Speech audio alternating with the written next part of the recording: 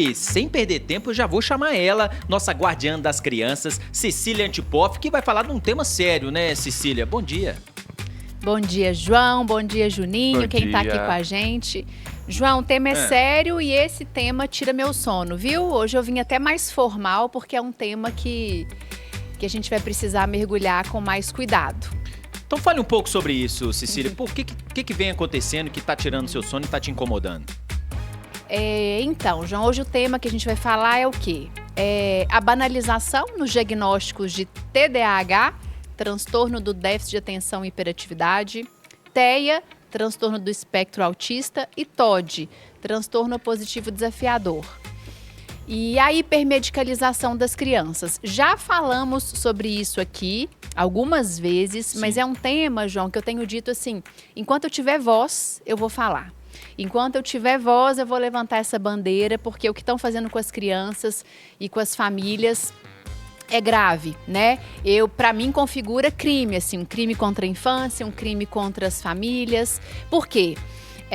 Já vou começar dizendo que sim, existem crianças que têm TDAH, que tem, né, que estão ali no transtorno, no espectro do autista, tem criança que tem o TOD, tem criança que precisa fazer o uso da medicação e que quando, né, é prescrito e acompanhado de forma criteriosa, a criança ela apresenta um ganho na vida dela, né, na produtividade, na socialização, para as famílias, é transformador. Mas o que está acontecendo? Primeiro, os adultos, né? Que eu entendo? As crianças hoje estão pagando um preço da desconexão dos adultos com o que é essencial, da desconexão dos adultos com como é uma criança, o que é esperado de uma criança, né? Então eu tenho dito, assim, todo lugar que eu vou fazer uma palestra, toda escola que eu vou fazer uma formação de educadores, toda vez que eu tô com um grupo de mães, de famílias, o que eu falo? Tá muito difícil ser criança hoje. Não sei se vocês percebem isso, mas a criança que tá brincando de uma forma mais intensa, aquela perguntadeira que tá lá no restaurante levantando da cadeira, né? É hiperativa. Aquela criança que chega no aniversário e agarra na perna da mãe, todo mundo fala oi, quer abraçar, ela fecha o olhinho, esconde, ela chega na escola, no primeiro mês de aula, ainda não está aberta. Vamos investigar porque tem autismo, está no espectro do autismo. E a criança que é desafiadora, que grita, que chora, que fica brava, que faz birra, agora já tem, né, o novo rótulozinho aí, Qual? Que é o TOD, transtorno opositivo desafiador. E qual é o grande risco disso, né? O problema, a meu ver, não é nem o senso comum, as pessoas que não estudam sobre infância, acharem isso, comentarem isso. Nossa, olha, o seu filho tá... O problema e que é grave são profissionais da infância, né? Educadores, então professores, supervisores, coordenadores que estão ali na escola com crianças, já pré-diagnosticando, né? Então uma mãe me escreveu anteontem, Cecília, a minha filha com uma semana de aula, a escola já disse, tem autismo, pode procurar um neuropsicólogo. E profissionais da área da saúde, né? Que já a meu ver, trazem diagnósticos vomitados em sessões únicas. Diga, Joãozinho. Vamos ilustrar isso com Vamos, mensagens? bora. Deixa que eu trazer, eu não vou identificar, tá, gente? Olha só, meu filho teve o diagnóstico sem ele entrar para a consulta. Ele ficou na sala de espera e eu entrei e a neuro foi me perguntando sobre ele. Saí do consultório com um laudo de TDAH e uma receita de remédio controlado. Vamos no segundo relato? Minha filha recebeu o diagnóstico de autismo na primeira consulta e não tem absolutamente nada. Era só um atraso no desenvolvimento por causa do confinamento na época da quarentena. Então, olha só, 2 relatos que a gente viu que está ilustrando um pouco sobre isso. Qual que é o problema disso e tem alguma solução? O que você já teve de relatos também? Por outro lado, não sei se já teve relatos dos médicos do que vem acontecendo. João, então, ontem eu recebi também uma mensagem que me mexeu muito comigo, que uma mãe escreveu assim: acabei de sair da neuropediatra, em 10 minutos ela fechou o diagnóstico do meu filho com TDAH e autismo. 10 minutos. 10 minutos, eu trabalho com criança, com família. Eu nem recebi a família na minha sala, eu nem escutei minimamente a história dessa criança. Semana passada, uma mãe me escreveu: Cecília, É possível a gente fechar diagnóstico de TDAH em criança com 1 ano e 5 meses? Não é, né? Em uma única consulta, porque a filha da minha prima foi na neuro e ela fechou o diagnóstico em uma única consulta, já prescreveu medicação. E a medicação que se prescreve é medicação tarja preta, é medicação forte, que vai acionar lá no sistema nervoso central da criança. Qual é o risco, João? Primeiro, a gente olhar para os comportamentos das crianças de forma isolada. Vou dar exemplo, tá? No ano passado eu recebi uma criança no consultório, 3 anos, com atraso na fala. Então, já era esperado falar várias coisas, mal falava algumas palavras. Uma criança que não conseguia interagir com outras crianças, tinha dificuldade com mudança e comportamento muito agitado, muito impulsivo. Se vocês digitarem num site de busca aí, vai sair o nome de um transtorno, tá? Vai sair. Clássico. E se essa criança vai num profissional como esse que o João falou, o meu filho ficou na sala de espera. Eu só relatei os comportamentos e ele fechou um diagnóstico. Ele já sairia com laudo. Só que, que eu venho falando e repetindo? Os comportamentos que as crianças apresentam, a gente não ignora. A gente tem que olhar e investigar o que está por trás, o que a gente pode mexer no contexto dessa criança, na rotina, para que esse comportamento possa ser modificado. Então, por exemplo, se eu identifico atraso na fala de uma criança, eu não vou ficar de mãos atadas esperando. A intervenção, ela é imediata. O que significa intervenção imediata? Criança de 3 anos com atraso na fala, eu vou procurar uma fono para me ajudar com o estímulo. Eu vou tirar a tela. Tem criança, João, que fica o dia inteiro na tela. E a tela, criança com muito tempo na tela, vai apresentar atraso na fala, porque não tem a interação. Ela não precisa expressar, ela não precisa olhar nos olhos. Ela tá ali, ó. E então vai apresentar atraso na fala. Eu vou intervir. A intervenção é imediata. Fechar o diagnóstico é outra coisa, né? Então, o que a gente faz? O comportamento da criança não pode ser o nosso ponto de chegada.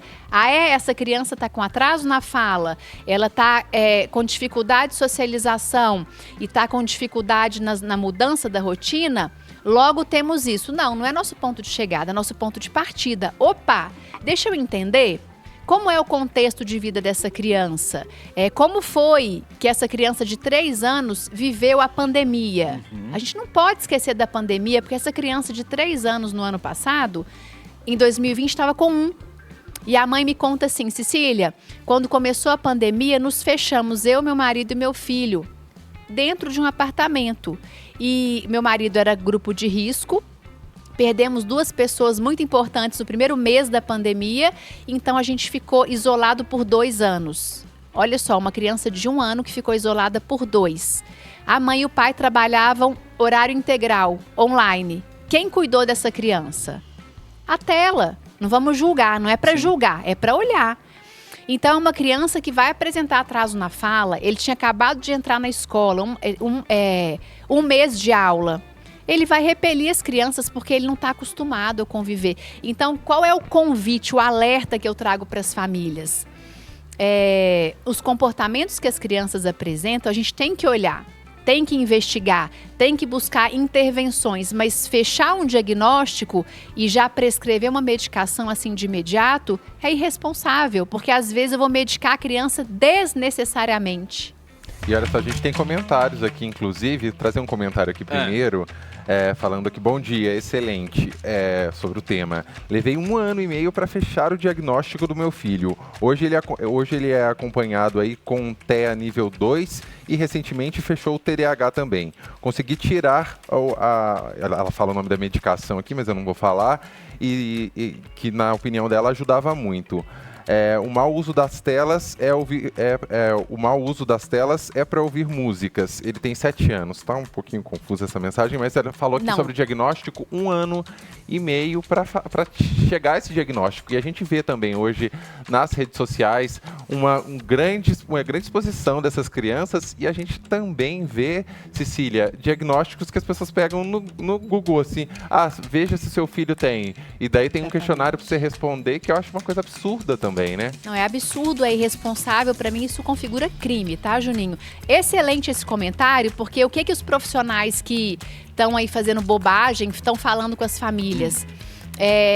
Tem que diagnosticar rápido e tem que imediatamente entrar com medicação, porque um mês que você deixa de medicar e deixa de fazer o tratamento, é uma janelinha de desenvolvimento do seu filho que se fecha. Para mim, isso é um discurso terrorista e de quem desconhece. Uma coisa é o diagnóstico precoce. Ele é muitíssimo bem-vindo. Só que um diagnóstico precoce, muitas vezes, ele demora meses para se fechar. Às vezes 1 ano, Juninho. Por quê? Porque essa mãe, certamente, ela fez várias intervenções, ela foi em vários profissionais, o olhar é multiprofissional. Então, a escola entra em ação para fazer ajustes, a família, aí tem o olhar da fono, da psicologia infantil, né, da neuropediatria, obviamente. Então, é um trabalho criterioso, é um trabalho cuidadoso, não é um trabalho vomitado. Em 10 minutos, eu não posso fechar um diagnóstico e medicar uma criança. Cecília Antipop. Cecília, esse tema tá muito interessante, muita gente mandando mensagens com dúvida. Posso segurar mais um pouquinho? Bora, Então, João, tá bom. você que manda. Então tá bom. Vamos voltar a conversar com Cecília Antipop, que hoje falando de um assunto importantíssimo, a banalização dos diagnósticos de TDAH, autismo e TOD e também a hipermedicalização das crianças. Posso voltar com um relato, Cecília? Bora, João, manda aí. Quando os ouvintes vão Também mandando, gosto, assim, adoro. Mostra que o tema tá atingindo mesmo. Olha só, vou trazer aqui a participação de uma ouvinte falando o seguinte: eu fui chamada na escola hoje à tarde, e a professora quer falar comigo sobre o comportamento do meu filho, que está tendo algumas atitudes diferentes. Se ela me falar sobre autismo, como é que eu posso responder para essa professora, ou como eu posso lidar com essa situação? Ótimo, João. Qual é o papel da escola, né? Eu sempre falo com as famílias que as escolas são nossas parceiras na educação dos nossos filhos, né? Muitas vezes a criança fica mais tempo na escola do que com a mãe, com o pai. E uma professora, vamos pensar, que tem 15 alunos de 4 anos, ela tem um parâmetro ali, né, de comparação, que ele é muito rico. Ela tem várias crianças passando pelo desenvolvimento, pela aprendizagem. Então, é fácil para ela identificar alguma que desponta em alguma coisa, do ponto de vista, seja positivo, seja negativo. Então, a observação de um professor é muito importante para nós, mães e pais. Às vezes eu vou na escola dos meus filhos, eu quero escutar como está o Ian, como está a Mel, quais comportamentos, né, são positivos, no que a gente pode ajudar para melhorar. Então, vão para as escolas, né? Você que é mãe, você que é pai, de coração aberto para escutar. Eu quero escutar como está o meu filho.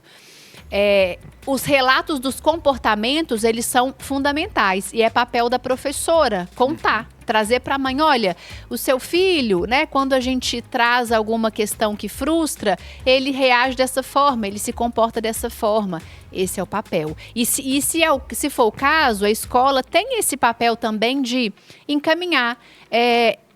A gente está entendendo que é importante você procurar um psicólogo infantil, né, para entender um pouco essa dinâmica, para orientar vocês em como lidar com essa criança, e até para nos ajudar. Eu vejo família, escola e profissionais da saúde como um tripé de conexão. A gente está aqui para se ajudar, né, para construir. Os meus filhos estão na aula agora. Aliás, o Ian não tá, porque está doente, já tem 1 semana, mas a Mel tá. Então, assim, a escola é minha parceira, não é minha inimiga. Agora, se eu chego na escola e a professora ou coordenadora já traz o nome de um diagnóstico, aí eu preciso me posicionar, porque a escola, ela não se diagnostica na escola. E nem, eu acho que é perigoso e que é danoso dar a entender. Olha, para nós remete a...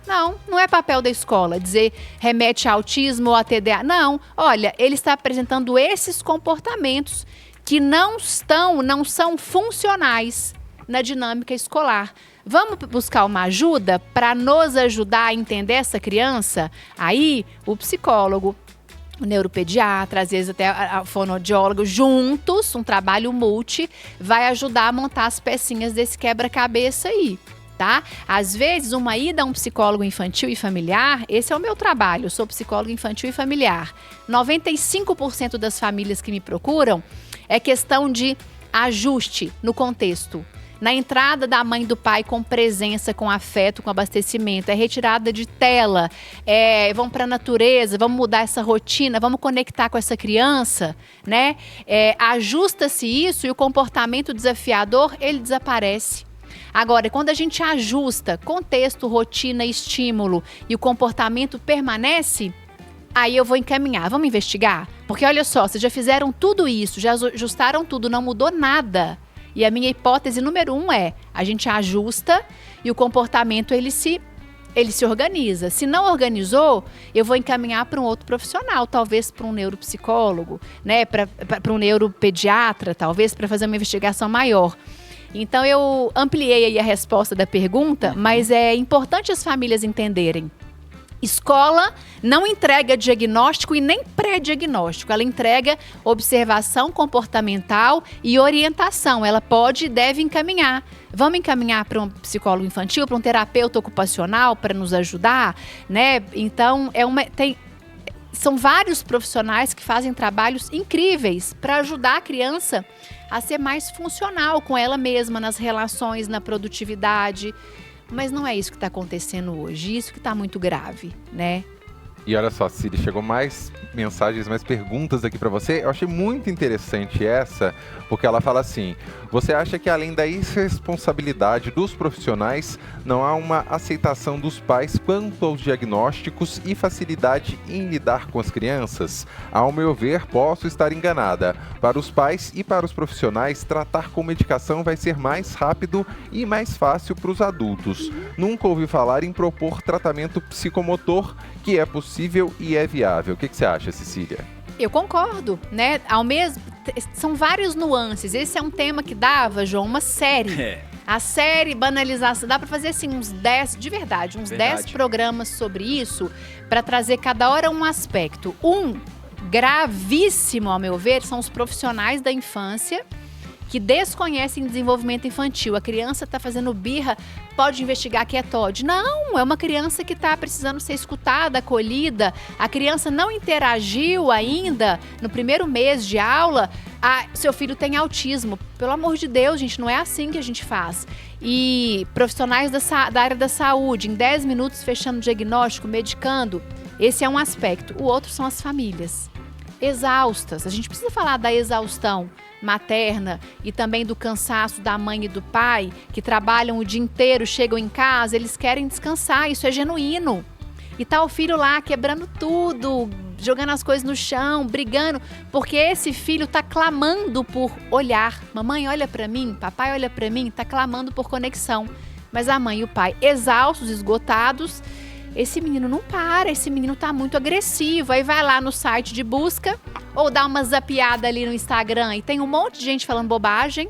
Se o seu filho tem esse comportamento, é TOD. Se tem esse... E não é assim que a gente fecha diagnóstico. Então eu concordo, tem muitas famílias que não querem ter o trabalho do ajuste no contexto, porque dá trabalho. Eu tirar a tela, entrar em cena, dá trabalho. Eu pensar num fim de semana em que eu vou para a natureza, fazer uma caminhada, e não para a casa da avó, que eu vou ficar lá vendo o jogo do Galo, do São Paulo, do Cruzeiro, e meu filho vai ficar na tela, dá trabalho, né? Eu estimular o meu filho, conversar e contar a história, ao invés de hipnotizar num tablet, dá trabalho. Então, muitas vezes, eu também vejo isso. E o meu trabalho na orientação parental olha para cá, olha para o seu filho, não tem nada. Agora, a forma com a qual vocês estão interagindo e cuidando tá falha. E a gente precisa lapidar. Então, E Cecília, desculpa. Imagina. E uma das consequências, né, eu posso estar enganado, dessa situação, né, dessa banalização, desse diagnóstico, e às vezes diagnóstico, como você disse, vem de qualquer pessoa, né? Não só de um profissional de saúde, né, que acontece também, mas de qualquer pessoa, professor, até amigos, né? Pô, esse menino tem alguma coisa ali. E eu já ouvi, meus filhos são muito agitados.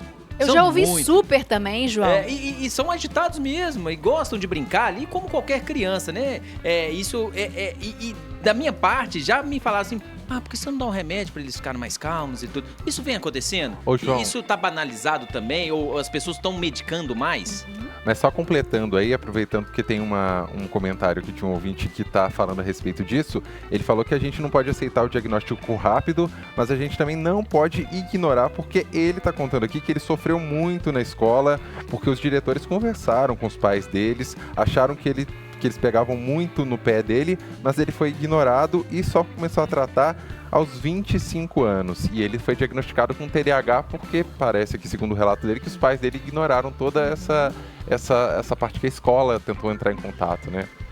Perfeito. Quando uma mãe e um pai recebem da escola, olha, o seu filho está se comportando assim, o que eu tô falando não é para ignorar isso, né? O comportamento que a mãe e o pai me relatam, que eu observo no consultório, eu não vou ignorar, falar, não, que bobagem, eu vou olhar para ele e vou aprofundar com muito critério.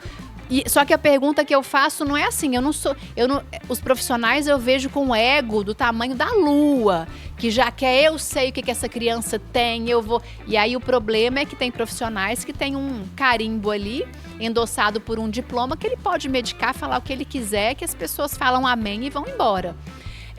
Agora, eu preciso olhar para o comportamento e, ok, por que será que essa criança está tendo atraso na fala, não quer se conectar com as outras crianças, está com um comportamento muito agitado? Vamos investigar. E a investigação demanda tempo. Para eu investigar, eu preciso escutar a família. Em 10 minutos eu não escuto ninguém. Para eu investigar, eu preciso ter sessões com a criança, várias, e não ela ficar na sala de espera. E aí, João, respondendo a sua, um diagnóstico equivocado, consequentemente, ele leva a quê? A tratamentos equivocados. E tratamentos equivocados, muitas vezes, inclui medicação tarja preta. A gente coloca anfetamina, o metilfenidato, que vai ali atuar no sistema nervoso central da criança. E a criança, um ser em formação, o cérebro em formação. Se é um cérebro que não tem essa necessidade, porque algumas crianças precisam mesmo, depois dos ajustes, das intervenções, ela continua tendo prejuízo no autocontrole, na autoestima, na relação, na produtividade. Aí a gente precisa entrar com medicação. Mas demanda tempo para eu investigar isso. Ajuste, né? Mas tem muita gente que indica, né? Fala, não, dá um remedinho pra criança, pra ela acalmar. É o que mais tem. E isso é complicado. E muita gente, às vezes, é uma pessoa bem próxima de você, né? E você sem nenhum conhecimento, não, então vou dar um remédio aqui para acalmar a criança. E assim não pode, né? E eu vejo também aquela questão dos óleos essenciais, né? E é a mesma coisa ou não? É diferente? Eu não tenho conhecimento sobre óleos essenciais para falar, mas é bem diferente. A gente está falando assim, óleos essenciais, né? São coisas mais fitoterápicas, assim, que eu acredito que não tem contraindicação, né? Se é algo... Por exemplo, eu estou fazendo lá alguns estudos com um grupo, né, de pessoas ali voltado para a espiritualidade. Em alguns momentos a gente faz uso de óleo essencial, tem conhecimento zero sobre né, qual é a composição de um óleo, mas é natural, é diferente. O que a gente está chamando de hipermedicalização essas medicações tarja preta mesmo para criança, para dar uma acalmada na criança, né? De forma desnecessária. Muitas vezes porque o adulto não tem paciência, não tem saco para o menino estar ali pulando. E eu vejo profissionais que não têm paciência alguma com criança. Trabalham com criança e não têm paciência com criança. Trabalham com criança e não têm paciência para escutar a família, para escutar a mãe. Aí tá tudo errado, aí a gente precisa denunciar. Olha, a gente tem mais relato aqui, um relato interessante também. Minha filha tem 10 anos e um sentimento de desapego extremo. Ela não tem senso de importância e está disposta a abrir mão de qualquer coisa ou situação sem remorso. Além disso, ela também tem hiperfoco, tudo tira a atenção dela, o que faz uma tarefa simples aí, uma tarefa de escola, levar muitas horas. E ele pergunta se é o caso de buscar algum diagnóstico. Não é o caso de buscar diagnóstico, é o caso de buscar ajuda para essa criança, né? Quando o nosso filho apresenta algum comportamento como esse, minha filha Cecília não tá nem aí para nada, desapegada e concorda que isso é ruim? Ela está Sim. desconectada da relação, do outro, da vida, do cotidiano. Então não é para buscar diagnóstico, é buscar ajuda. Cecília, quem pode ajudar a minha filha a nos ajudar a entender a nossa filha? Minha sugestão é busque um psicólogo infantil. Para quê? Para você contar da história da sua filha, para que ela possa expressar os sentimentos dela. Pode ser que ali no processo o psicólogo fale, vamos investigar mais profundamente, mas a minha orientação é psicologia infantil. Cecília, e tem gente aqui também pedindo para explicar o que é o TOD, que talvez ele seja menos conhecido que os outros, né? Então, TOD é transtorno positivo desafiador, mas eu me recuso, Juninho, me recuso a falar sobre os comportamentos que normalmente a criança... Não tô aqui para falar sobre TDAH, TEA e TOD, tô aqui para falar sobre infância, sobre criança. Criança vai chorar, criança vai se opor, criança vai se desconectar do mundo adulto, criança vai dar trabalho, vai mexer. Ela não vai se abrir para todo mundo na hora que o adulto quiser. Então vamos olhar com mais critério. Tem um monte de gente falando de TOD, de TEA, de TDAH. Faça as buscas, busque outros profissionais. A minha bandeira não é falar sobre os transtornos, porque se eu falar, você vai fazer o que? Eu sei o que essa pessoa vai fazer. Ela vai associar, meu filho, Tem meu isso. filho. Então eu me recuso. Descobriu que meu filho Não tem vou agora. falar sobre, eu vou falar sobre, calma, antes de achar que tem TOD, que tem TDAH, que tem TEA, espelhão na cara. Como tá a minha entrega pro meu filho, o meu tempo com meu filho, ele vai pra natureza, ele tá desconectado da tela, tá numa escola respeitosa, depois a gente olha pra outras questões. Tá aí, gente, Cecília Antipop, nossa guardiã das crianças. Você é perfeita, Cecília. Fala igual o Radinho. Fazer igual o Radinho. Você é perfeita, Não sou Cecília. perfeita não, menino, sou não. Mas tenho- essa é uma causa da minha Sim. vida, então eu falo com o coração também. E eu tenho certeza que esse assunto vai voltar aqui pra sua coluna já, porque vamos ter casos, vamos ter dúvidas, e aí a gente aguarda esse momento. Cecília, quem quiser continuar esse bate-papo com você, como é que pode fazer? João, tô lá no Instagram, Cecília Antipop, _, tô no TikTok sem fazer dancinha, tô lá no YouTube também, toda semana, inclusive minhas participações todas do Central sobem Boa. pra lá editadas, então, e aqui toda quinta-feira. Você achou que eu ia fazer igual o Raj também, né? Fazendo Da a dancinha. aqui, você fica lá, que Não a fico, criança... não fico. Cecília, obrigado. Até semana que Obrigada. vem.